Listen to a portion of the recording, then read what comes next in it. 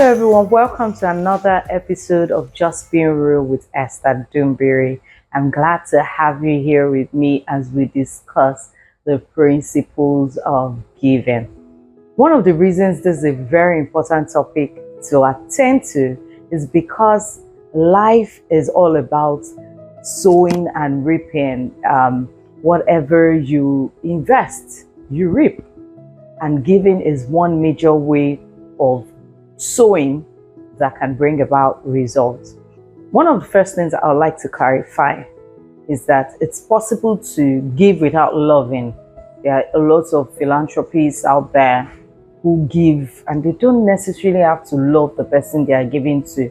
However, you can't claim to love someone without giving to the person. So there's no way you can say that this is person I love, this person I want to have things to do with, if you're not giving to the person. So there's no way you can claim to be in love with someone and from time to time not release your substance to that person. So usually it's a case of giving is like an expression of your true desires to someone, is an expression of your person, is an expression of the value you place on that relationship. We see in John 3:16, for God so loved the world that he gave his only begotten son. So if you're going to do giving God's way, it must be born out of love. Any giving that is not propelled by love, God is not interested in it. And we see that from the book of 1 Corinthians chapter 13 verse 3 that says, and though I bestow all my goods to feed the poor, and though I give my body to be burned, but have not love, it profits me nothing. So the word of your giving is a reflection of how much of God's love is at work in your life. Now I'm talking godly giving. I'm not talking just putting out something out there, giving for the talk of, or whatever it is you're trying to do. I'm talking godly giving right now. And the worth of that giving is a reflection of how much of God's love is at work in your life. Now, you should also understand that God doesn't reward you based on the size of your giving. He rewards you based on how much love works through you to enable that giving occur and the obedience to his instructions part time. So, for instance, you give someone some amounts of money. You should understand that the money you give is not the primary spiritual substance that is being given. It's money is not a currency in the realm of the spirit. We only need money in the physical. So it doesn't have any serious transaction in the realm of the spirit. But it is what money is communicating, what it is bearing, that determines the value. So I can be giving money, but what I am communicating is honor. So you see a man of God, you see someone at work who you like to honor, and you give money as a sign of honor. Or you see someone who is in need and you give money to communicate kindness. Or you see someone who is possibly about to be thrown out of his house, has made mistakes in his life, and you decide to help the person by giving money. You are communicating mercy. You can also communicate, you can also give money and communicate appreciation. So it's not particularly in the currency that is being given, it is in what is being communicated. There are several things that you can communicate with money, but that thing that you're communicating with the money is the real thing that you are actually giving. So ask yourself, what are you giving? What are you communicating? That's what would actually determine whether your giving will attract God's blessings or not. The reason why you're giving something, the motivation behind that giving is the true value of the giving. So when you see a need, do you give sparingly or do you give your all? Remember, this is much more than the quantity. It's about the quality of your giving. You're serving a bowl of food to a poor person. What's the state of your heart? Are you giving it and saying, let's give this one food though before we die of hunger? Or are you giving this person and saying, I'm praying that this person will get to a point where they can also give other people? What is the state of your heart? You're giving millions and you feel like, Now that I'm giving millions, they should respect me, they should know me, they should recognize me. Is that really what it should be? What's the state of your heart? Or do you see yourself as a steward of God's resources, and you understand that to whom much is given, much is expected? So do you consider people's attitude also as a reason or a determinant of what you give? Or do you consider their needs? Let's see what Apostle John said in the book of 1 John 3:16-17. It reads, "Hereby perceive we the love of God, because he laid down his life for us. We ought to lay down our lives for the brethren. But whoso hath this world's goods, and seeth his brother have need, and shutteth up his bowels of compassion from him, how dwelleth the love of God in him?" So suppose you see someone someone has enough, and that person sees a brother or a sister in need but does not help. There is no way that God's love is living in that person. And it's easy to understand that, because just imagine if God considered the attitude of the world before sending someone to die. I bet he would have sent an angel instead. But rather, he was consumed by our need, not our attitude. Romans 5:8 says, "But God demonstrates his love towards us, in that while we were yet sinners, Christ died for us." So if God looked at the fact that we're sinners, he would never have, or if we're sinners who wouldn't appreciate him, he would never have sent his son. But God said, no, they need a savior. I would respond based on their needs, not based on their attitude. So the results of your giving will not always be palatable, but God will always leave a remnant that will encourage you. You see, the people God gave his son to, they killed the son. And yes, it was a part of the grand plan, but many today still refuse to embrace the sacrifice that was made.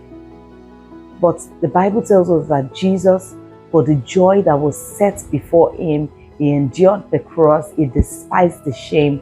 And today, Jesus is the firstborn amongst many brethren. So, remember what I said, if God had to look at the attitude of the people he was giving his son to, he would not have given his son at all. And it's the same, it's just consistent with God's nature. God shines his sun on the just and the unjust. Just imagine if God had to say, these are the just, sun, go here. These are the unjust, darkness, go there. The world would look like, it would look terrible, like a botched painting. But many of us are living our lives like that. Our lives is like a mess. This is color, this is bright, this is dark, this just like that botched painting. We have some dark spots, we have some light parts, we have some dark areas, but that is not consistent with God's nature. He is consistent in himself, regardless of what people do out there. But as I mentioned, there will be people who would encourage you to give more, but there will be many more who will treat you badly. But you must never shut your bowels of mercy to someone on account of someone else's behavior. Don't make people pay for the sins of others. Ask God for grace and direction per time. And I promise you, He does. He does give direction. Because of the pain you faced from a particular person, you must never assume that you know God well enough as to take a decision without His input. So you can't say, yes, I know that because this person betrayed me before, God would never want me to give to this person again. That's not accurate. You must still go back to God. Giving must always flow from God and must be devoid of ulterior motives. Now, another thing about giving is that it deepens your love towards someone. One of the reasons why in relationships we have to check if this is the right person you're in is because if the person doesn't give to you while you're single, the person will never give to you when you get married. So this is always something that you can check. And remember, this is not so much about how much money the person has or doesn't have. It's just a case of how open the person's hands are to share with you.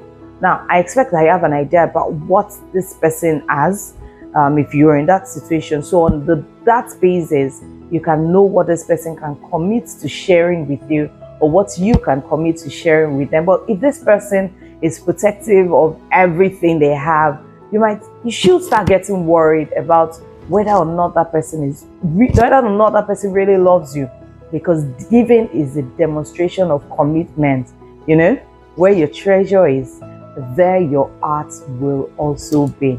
So if somebody does not demonstrate that commitment, the financial commitment in your relationship, there are chances that that person's heart will not be with you. Or maybe, if I spin it this way, if your heart is somewhere, you will commit treasure to that place. And in case the totality of your heart isn't there, by the time you start committing treasure to that place, to that relationship, to that business, by the time you start committing your resources to it, your heart will begin to gravitate in that direction. So it's important that as part of your commitment in whatever relationship or situation you're in, giving happens. It helps you to strengthen your commitment towards someone or towards that relationship. Now, it is part of the power that giving carries. Many people don't understand when you're angry with someone, you are finding it difficult to forgive someone. Give your time in prayers. Pray for the person. You begin to realize that your mindset is changing. So money, for instance, is congealed life. What is given when you get your salary or when you get paid for a job is the summary of the value of your time, your energy, your skills, and every other resource it took you to earn it. So technically, money is like a summary of your life for that period, or the period that you're being paid for. When you take your money and you give it to someone, it's a demonstration of how you feel towards that cause. So while it may look like paper, it is actually blood. It is time that is being given, and which is why you see that Jesus Christ spoke more about money than he spoke about any other thing. He might have called it talents, whatever words were used, but actually he spoke more about money than anything that is more spiritual, because money is a very powerful substance. I remember I said you can give of your time, you can give of your financial resources, you can give of material items, your things. There are different ways that you can give, but whatever it is, you should understand that there are benefits that come with giving. Giving has its rewards. There's the principle of seed time and harvest. There's a principle of give and it shall be given unto you. Good measure, pressed down and shaken together, shall God give to you because you gave. And then in giving, you are also stripped of every form of self-centeredness. Selfishness is a natural part of the human nature. But when you give, God opens up your heart to helping others and you are rid of selfishness.